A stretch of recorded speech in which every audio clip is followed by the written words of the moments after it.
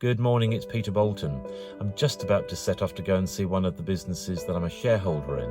And maybe like you, whether you're a shareholder in a business or you own a business, you have an interest in making sure that that business not only survives right now, but then hopefully goes on to thrive as well.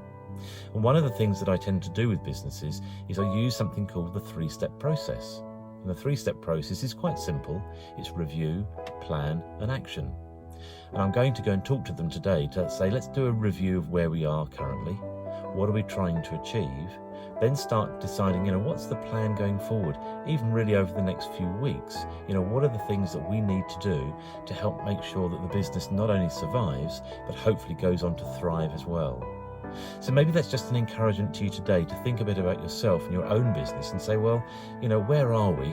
How can I review where we are and what we're trying to achieve? What are the specific actions that you can be taking? What's the plan moving further forward?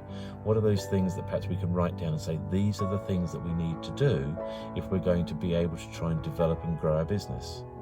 And then, of course, the last thing for us all to do is to take action, because it's all very well reviewing and planning, but if we don't take the actions, then we're not really doing anything effective to move our business further forward.